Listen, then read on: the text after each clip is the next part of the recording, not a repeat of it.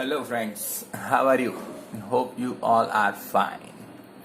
Last lecture में हमने dipole की वजह से इलेक्ट्रिकल फील्ड का सेकेंड पार्ट डिस्कस किया और साथ साथ में the behaviour of the dipole in uniform electrical field okay उसकी भी हमने थियरम डिराइव की और इक्वेशन भी डिराइव किया. Torque tau is equals to P cross E. Okay, ध्यान रखना ये तीन थियरी डाइपोल के ओन एक्सिस पे, इक्वेटर पे और बिहेवियर ऑफ द डाइपोल, ये तीन थियरम मोस्ट टाइम भी है. चलिए, तो अब उसी के इक्वेशन से शुरू करते हुए थोड़ी सी डिस्कस और करते हैं. ओके, और चैप्टर जैसे मैंने बताया था यहाँ पे उसका एक मोड खत्म हो जाता है और यहाँ से नया सेशन शुरू होगा. ओके, यानी कि अब जो चैप्टर नेक्स्ट चलने वाला है यहाँ से आगे वो और उसको अंडरस्टैंड करने का तरीका अलग है. यहाँ तक हम केवल फोर्स एंड फील्ड के बारे में बात कर रहे थे. अब हम जब बात करेंगे नेक्स्ट सेशन से तब हम फील्ड और फ्लक्स की बात करेंगे. पहले इसे खत्म करते हैं फिर धीरे धीरे समझते हैं कि ये सब फोर्स और फील्ड कैसे एक दूसरे के साथ कनेक्टेड है और फ्लक्स और फील्ड कैसे कनेक्टेड है. फिलहाल हम इसे खत्म करते हैं. We have derived an equation that the torque tau is equals to P cross E and also the tau is equals to PE sin theta into P hat. Okay, where theta or sin theta, it indicates the angle between the dipole moment and electrical field. Okay, direction of dipole moment and electrical field. Okay, basis on that angle only, the torque acting on the dipole changes and it behaves or it rotates accordingly. चलिए, तो हमने उसके लिए देखा कि if theta is equals to 0 यानी कि dipole moment की डायरेक्शन और इलेक्ट्रिकल फील्ड डायरेक्शन और both are aligned on a same direction. Okay, then what happened? Then sin 0 is 0. Okay, so torque acting on it is 0 and it stops rotating. ठीक है, and if angle is 90 degree then the torque acting on the dipole is maximum. ठीक है, ये हम देख चुके हैं. अब क्वेश्चन वहीं से शुरू होता है कि डाइपोल मेरी कुछ इस तरह रखी हुई थी परपेंडिकुलरली फील्ड से और उसने रोटेशन करते हुए इस तरीके से रोटेट करते हुए पैरेलल हो गया फील्ड के. ठीक है, अब फिर से मुझे अगर इसे रोटेट करना है then what should I do and if I do that and then what will be the effect of such thing और if I am trying to rotate this dipole then what it resulting. Okay, चलिए, तो अब सबसे पहले जैसे ही मैं कोशिश करता हूं इस डाइपोल को रोटेट करने की तो मुझे ऐसा कहना पड़ेगा then I have to work against the electrical field. ठीक है, यानी कि फील्ड फिलहाल जो फोर्स लगा रहा है डाइपोल और उसका रिजल्टिंग फोर्स या टॉर्क आपको हो 0 है. अब मैं उसे चेंज कर रहा हूं. ठीक है, सो I have to work against the electrical field. यहां पे मैंने लिखा हुआ है if we want to rotate the dipole. Okay, वहां पे मैंने छोड़ा हुआ है. Okay, so what happened? Then we have to work against the electrical field. पहले ये लिखता हूं मैं, पता चला? Get it? चलिए, तो सबसे पहले लिखते हैं इसे और फिर और क्या होता है देखते हैं.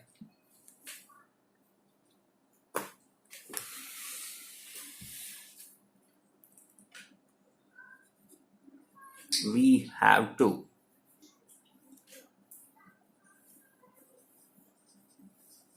work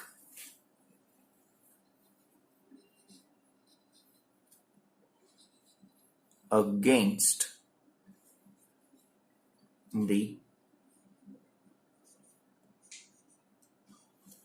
electric field. ओके, अब जो आप वर्क डन कर रहे हो, okay, that will store in form of potential energy in the dipole. बहुत इंपॉर्टेंट क्लू और पॉइंट है यहाँ पे, यानी कि अब डाइपोल को रोटेट करने के लिए आप जो भी वर्क डन कर रहे हो अगेंस्ट द इलेक्ट्रिकल फील्ड, तो अब ये आपके द्वारा किया गया वर्क डन डाइपोल के अंदर उसके पोटेंशियल एनर्जी के फॉर्म में धीरे धीरे कन्वर्ट होता है। ठीक है, तो ऐसा ही कुछ हम आगे भी देख चुके हैं। हम मान लेते हैं एक m मास का कोई ऑब्जेक्ट हम अर्थ के ऊपर किसी h हाइट से h1 हाइट तक ले जाते हैं। ठीक है, तो हमें उस मास पर वर्क डन करना होगा। ओके, और आपने जो वर्क डन किया उसे ऊपर ले जाने के लिए from height h to h1, okay, so force into displacement. ठीक है, डिस्प्लेसमेंट आपने किया और फोर्स लगाया, तो force into displacement work done. तो इस वर्क डन से क्या हुआ, तो उसकी पोटेंशियल एनर्जी चेंज हुई। ओके, वो पोटेंशियल एनर्जी का डिफरेंस आप फाइंड कर सकते हो mgh1, ओके, या फिर ब्रैकेट में mg लिख लो, ब्रैकेट में h माइनस h1, ओके, यानी टोटल डिस्प्लेसमेंट। ओके, तो उसकी पोटेंशियल एनर्जी धीरे धीरे बढ़ती जाती है, यानी कि आप 2 मीटर से फेंको, 4 मीटर से फेंको, 6 मीटर से फेंको, 10 मीटर से फेंको, as you increase the height then as you know that कि वो जितनी ऊंचाई से गिरेगा वो उतना तेज गिरेगा और उसकी इफेक्ट ज्यादा होगी। Okay, so why it is so, आप जितना ऊपर ले जाओगे उस पर उतना वर्क डन ज्यादा करना पड़ेगा और उतना ही उसका पोटेंशियल चेंज होगा।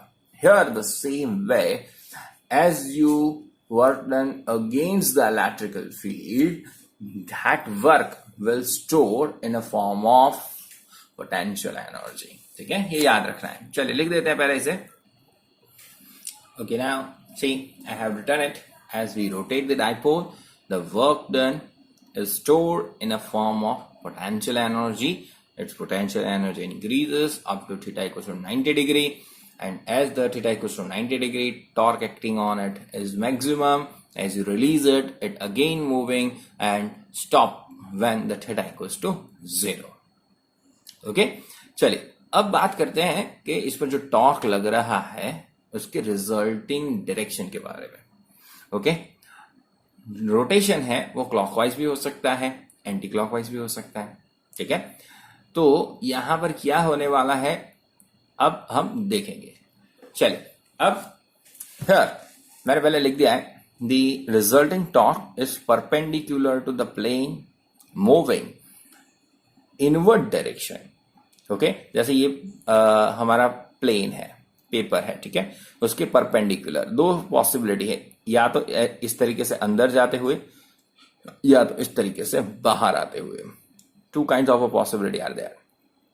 ठीक है, चलिए अब ये इनवर्ट डायरेक्शन में क्यों हुआ उसके लिए हम राइट हैंड थंब रूल इस्तेमाल करेंगे। इसके लिए मैं आप छोटे से फिगर फिर से बना देता हूं और दोनों डायरेक्शन को मद्देनजर रखते हुए कौन कौन सी पी की और ई की हम रिजल्टिंग डायरेक्शन फाइंड करते हैं। ठीक है, चलिए देखिए मैंने फील्ड बना दिया है, this is direction of electrical field, याद हो तो आपको।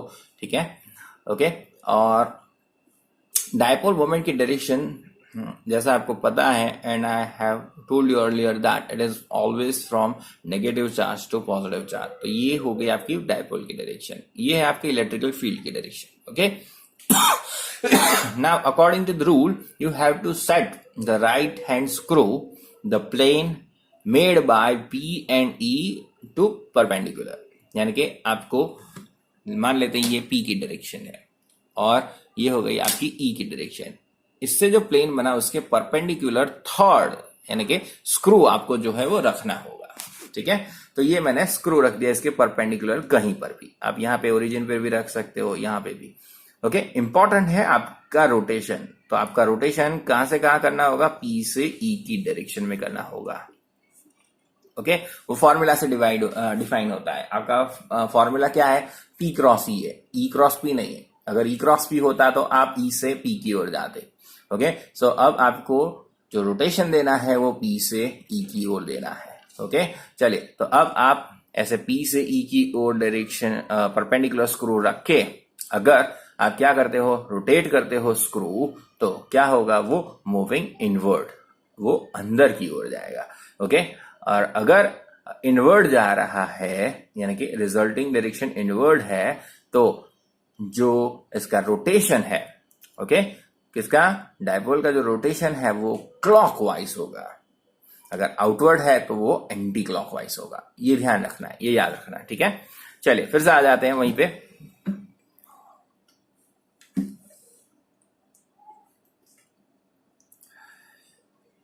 Hence, here the resulting torque perpendicular to the plane of paper and moving inward direction। अब आपको पता चल गया है क्यों है, और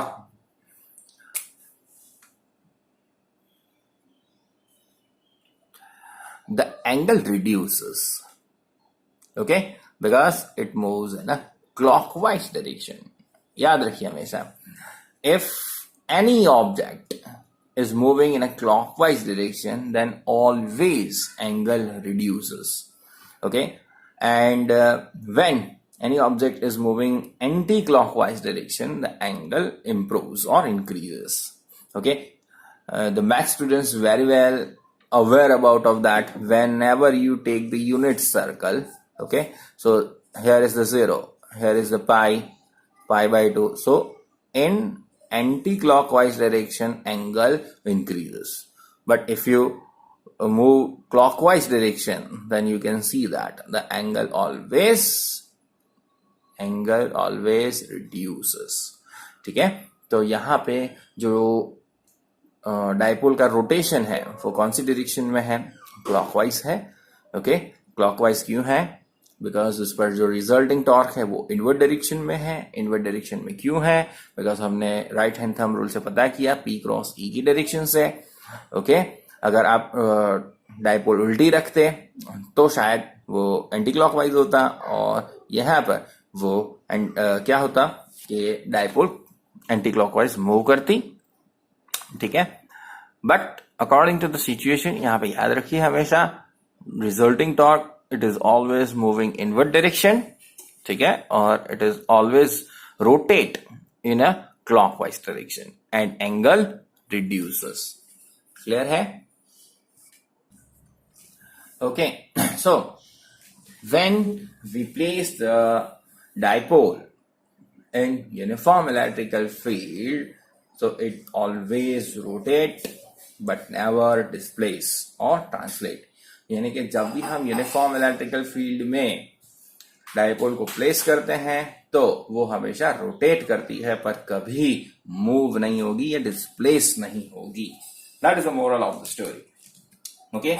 और उसकी डायरेक्शन क्या है, क्लॉकवाइज या एंटी क्लॉकवाइज, कैसे घूमेगी, क्या फॉर्मूला है, now all the things we aware about. अब सब कुछ हमें पता है, ठीक है। अब हम नेक्स्ट टॉपिक जो है चार्ज डेंसिटी का शुरू करते हैं। चार्ज डेंसिटी, तो कब हम यूज करेंगे चार्ज डेंसिटी। चलिए, अब तक हमने force and field by 1 2 3, okay, 4 charge तक, n चार्ज तक हमने फॉर्मूला तो डिराइव कर लिया है। But whenever I am talking about a real object or any real object which is charged and electrical field due to it, मान लेते हैं ये एक प्लास्टिक की रॉड है, ओके, और वो चार्ज्ड है। मैंने इसे सिल्क की क्लोथ पर या फर पे कहीं रब कर दिया और अब वो चार्ज हो चुकी है, और इस रॉड से मुझे इसके नजदीक कोई एक पॉइंट P पे इलेक्ट्रिकल फील्ड फाइंड करना है, ठीक है, या उस मुझे इलेक्ट्रिकल फोर्स फाइंड करना है। यहां पे मैंने एक चार्ज रख दिया है Q, ओके। तो ये सारे जो इसके ऊपर चार्ज है वो सभी इस पर फोर्स लगाएंगे, ठीक है, और उस पर रिजल्टेंट फोर्स क्या होगा वो मुझे फाइंड करना है, okay. Consider a glass rod which is charged bye rubbing action, okay. Now if I place a charge over here a bit far away from this rod, and I wish that I require an electrical field or electrical force okay, acting on that charge by all the charges or all the electrons are resting or available on the surface of this glass rod. Okay, so there is crores of electron, यानी कि करोड़ों electron होंगे जो इस पर force लगाएंगे, तो आप समेशन करते करते पागल हो जाओगे. Okay, so that is not practical. Okay, अभी पहले हमने आइडियल चीजें सोची और फिर प्रैक्टिकल की ओर हम जा रहे हैं. तो अभी मैं आपको 50,000 टर्म भी समेशन के लिए दे देता हूं. ओके, तो it is not real identical, यानी कि वो वाकई में प्रैक्टिकल चीज नहीं होगी. ठीक है. So when we are talking about the real kind of object, real kind of a field, when we are going to measure it, then it is useless to do the summation. Okay? So अब इस समस्या का समाधान हम charge density से करेंगे. ठीक है, पता चला क्यों पॉसिबल नहीं है समेशन. ओके, चलिए तो अब लिखते हैं. चलिए, तो हम बात कर रहे हैं लीनियर चार्ज डेंसिटी के बारे में. और हमने देखा कि प्रैक्टिकली समेशन करना, यानी कि सुपरपोजिशन प्रिंसिपल का इस्तेमाल करना या जनरल समेशन करना, अब आसान बात नहीं है, because we are dealing with the real condition. Okay, तो अब 3 टाइप की चार्ज डेंसिटी का हम इस्तेमाल करेंगे. Okay, first is linear charge density, surface charge density and volume charge density. ठीक है, यानी कि लीनियर चार्ज डेंसिटी को इंडिकेट किया जाएगा लैम्बडा से, surface charge density is indicated by sigma and the volume charge density indicated by rho. Concept बताता हूं, कब लीनियर, कब सरफेस और कब वॉल्यूम. जब एक पतला वायर है आपके पास normal, okay, and it is uniformly distributed by the charge. अब आपको पता है कि कॉपर वायर जो है, ठीक है, जैसे बिजली के तार आपने देखे होंगे, पतले पतले वायर होते हैं और वो उसके अंदर से बिजली गुजरती है. Okay, electricity is passing from the thin conducting wire and it is charged. Now because of that wire, if you require to find an electrical field due to that uniform charged conducting wire, या फिर ऐसे कोई linearly charge surface है, okay, वहां से किसी particular point पे या कोई पॉइंट चार्ज पे फोर्स फाइंड करना है, तो अब इस लीनियर चार्ज डेंसिटी का इस्तेमाल होगा. Second is the surface charge density. Okay, अगर आपके पास एक पतली शीट है, प्लास्टिक शीट, ठीक है, प्लास्टिक की पॉलिथीन आपने देखी होगी, एकदम पतली है और उस पर यूनिफॉर्मली चार्ज डिस्ट्रीब्यूटेड है, तो अब आप सरफेस चार्ज डेंसिटी का इस्तेमाल करोगे. Okay, and the volume charge density, यानी कि when you have a sphere, hard sphere, okay, then you have to use the volume charge density. Not necessary you have a sphere, you have a cube or any 3-dimensional object, then you can use the volume charge density. So simple, for a 1-dimensional object, a thin wire, okay, then such kind of object we are utilize the linear charge density. And when we have a plate or 2-dimensional object, okay, thickness is very negligible, it have only length and breadth. Okay, so in such condition we utilize the surface charge density. And when it has the length, breadth and height, depth, okay, 3-dimensional object, then we are utilizing the volume charge density. Clear? चलिए, अब यहां पे मैंने figure बना दी है. Consider a wire. देखिए यहाँ पे एक थीन वायर है और उसके ऊपर जैसा मैंने बताया चार्ज डिस्ट्रीब्यूटेड है uniformly. Okay, now because of this all charges a point which is at a distance r minus r dash. Okay, what would be the force and field. पहले फोर्स फाइंड करेंगे और फिर इसको Q0 से divide कर देंगे तो हमें फील्ड मिल जाएगा. प्रोसीजर आगे हम देख चुके हैं. if you have force and it divided by the q0, then it would be failed. Okay, तो मैं सबसे पहले कूलम्ब लॉ का इस्तेमाल करके फोर्स फाइंड करूंगा और उसके बाद q0 से डिवाइड कर दूंगा, तो मुझे क्या मिल जाएगा, पॉइंट P पे electrical field due to enter the system of the charge.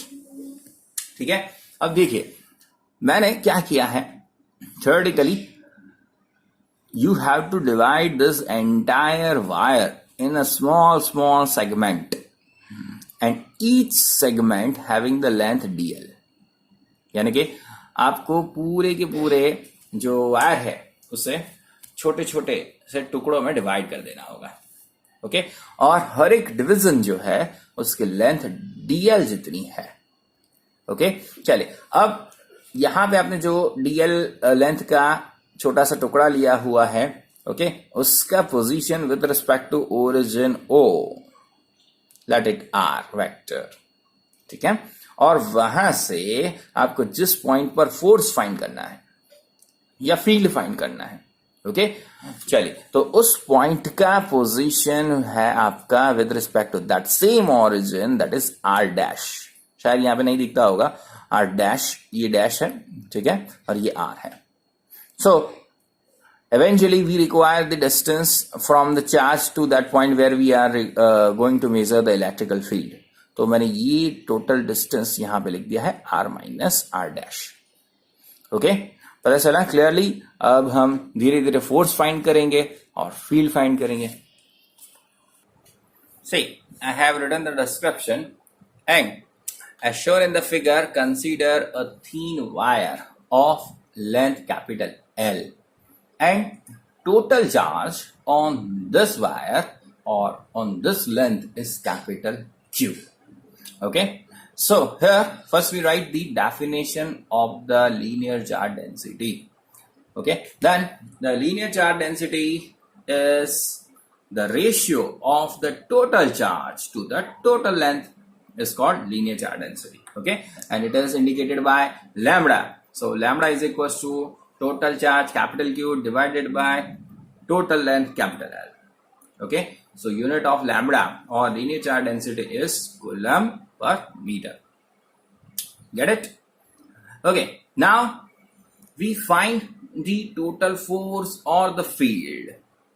Okay, because of this charge distribution. Okay, so to do so, first we divide entire this surface or entire this wire. See here. Okay, ये जो पूरा wire है, okay, उसे हम dl जितने छोटे छोटे टुकड़ों में डिवाइड कर देंगे. dl डैश भी लिख सकते हो, dl भी लिख सकते हो, no problem over there. And the distance of this line segment from the origin O is r, and where we are going to find out the force or field at a point P, it is at a distance r dash as I described earlier. चलिए तो लिखते हैं, we divide entire surface or the entire wire in a small segment which is also called the line segment. Okay, and length of this each segment is dl uniformly. Okay, हर एक टुकड़े की length dl है, वो fix है. Okay, अब छोटे छोटे टुकड़े ये जो है उस पर जितने चार्ज है उसको मैंने इंडिकेट कर दिया dq से. ओके, पूरे वायर पे कैपिटल Q है, अब उसका मैंने छोटा सा टुकड़ा ले लिया, तो उस पे मान लेते हैं चार्ज क्या है, dq जितने चार्ज है. ओके, और इस पे जो थोड़े बहुत चार्ज है उसकी वजह से कोई पॉइंट P जो है उस पर कितना फोर्स और फील्ड क्रिएट होगा वो मैं फाइंड करूंगा. Okay, so now the charge on this line segment is dq and we will find the force and field due to this charge dq to point P and it is at a distance r dash. Okay, तो पहले मैं coulomb law का formula लिखता हूं. ठीक है, okay, तो देखिए मैंने फॉर्मूला लिख दिया है. Total force is F, but here the force by a small segment, so that is dF. Okay, that is K or 1/4 by epsilon 0. Q1, that is charges on small line line element, and that is dq. Q2 is q0. We will place a test chart, so it is easy to find out an electric field. Okay, divided by distance square and unit vector. Okay, तो unit vector का भी r vector upon r होगा, उसके साथ मिला दिया है, so r minus r dash whole cube हो जाएगा, और यहां पे क्या बचेगा, r minus r dash means distance. Okay, इसको मैं f के नीचे डाल दूंगा तो इट विल बिकम फील्ड. तो फील्ड का फॉर्मूला DE. अभी तक पूरा फील्ड नहीं है, ये फील्ड किसका है, ये फोर्स किसका है, फोर्स और field due to the charges present on that small line element, यानी कि छोटे से लाइन एलिमेंट में जितने चार्ज है उसके वजह से ही जितना फोर्स या फील्ड क्रिएट होगा पर्टिकुलर पॉइंट P पे, उसका फॉर्मूला मैंने यहाँ पे लिखा हुआ है. ओके, पता चला. चलिए, अब इसके ऊपर से टोटल फोर्स और टोटल फील्ड कैसे आएगा, you have to take integration. यानी कि अगर आप इंटीग्रेशन लेते हो इस फॉर्मूला का, then you can get the resultant force and resultant field. ठीक है, तो अब ये जो इंटीग्रेशन है, इंटीग्रेशन आपको कहां से कहां तक करना पड़ेगा, पूरे लाइन पर. देखिए आप, तो फ्रॉम 0 to L जो टोटल लेंथ होगी वो, okay, it is indicated 0 to L और simple L written at the lower limit of the integration, and it is also known as the line integration. Okay, or you can say that you have to take the integration over the length. चलिए अब formula लिख देते हैं. चलिए देखिए, now to get the total force or field we have to take the integration over the length L or line integration. Okay, so integration of the line of the df, it is called total force, and same way you also can write for the field. Okay, चलिए, तो force F is equals to integration में df की formula या value मैंने लिख दी है. Okay, so that is k dq. q0 नहीं है, क्यों, यूनिट चार्ज है, लिखो या ना लिखो चलेगा. ओके, सो यहाँ पे लिखो q0 या नहीं लिखो चलेगा. Okay, divided by mode of r minus r dash whole cube into r minus r dash. Okay, और सेम वे फील्ड लिखना है, तो देखिए E is equals to F upon Q0. यहां से Q0 मैंने उठा के नीचे ले दिया. ओके, यहां पे रख दिया है, so that is F upon Q0. It is formula of field, that is K. DQ हट गया वहां से, जो बाकी का बचा हुआ वही है. ओके, चलिए अब यहां से थोड़ा सा turning point. According to the definition, the lambda linear charge distribution is total charge divided by length. अब मैंने टोटल लेंथ को छोटे छोटे लाइन सेगमेंट में डिवाइड कर दिया और उसको सामने मल्टीप्लाई कर दो, तो lambda into DL is equal to DQ. Total charge Q, but थोड़ा सा चार्ज DL पर है तो उसको हमने DQ से इंडिकेट किया है, तो lambda into DL is equal to DQ. तो DQ यहाँ पे जो है उसकी वैल्यू मैंने यहाँ पे लैम्बडा इंटू DL के फॉर्म में रखी हुई है. So electrical field E is equal to क्या था, K बाहर ले लिया है, integration over the length DQ की जगह क्या रख दिया मैंने, लैम्बडा, और लैम्बडा का डिस्टेंस r फिक्स है. Okay, into DL divided bye जो है r minus r dash cube, r minus r dash. ये बन गया आपका फील्ड. और सेम टू सेम आप फोर्स के भी लिख सकते हो, आपको वो लिखना है अपने आप. पता चला, तो इसके नीचे आप क्या लिखोगे, फोर्स का फॉर्मूला. क्लियर, तो F is equals to same form lambda के फॉर्म में लिखोगे, K in the bracket of integration L lambda into R है, R vector into DL divided by R minus R dash whole cube, R minus R dash. Clear है. Okay, अब next दो बचे हैं, वो है आपके सरफेस चार्ज डेंसिटी और वॉल्यूम चार्ज डेंसिटी. तो डेफिनेशन लिख देते हैं उसकी सबसे पहले. तो see here, the ratio of the total charge present on small area element.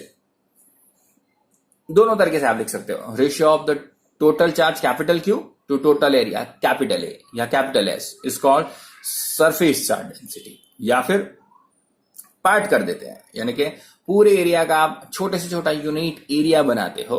Okay, तो ratio of the total charge delta Q on unit area delta A or delta S is called surface charge density. It is indicated by the sigma. So formula would becomes the sigma equals to delta Q by delta S या delta A and unit would be coulomb per meter square. और उसी तरीके से volume charge density की definition क्या बनेगी देख लीजिए. So the volume charge density rho is equals to the ratio of the total charge present on unit volume or smallest volume. Okay, that is called the volume charge density. Okay, so rho is equals to delta Q by delta V and the unit would be coulomb per meter cube. So that is all idea about the distribution of the charge or charge density. ठीक है.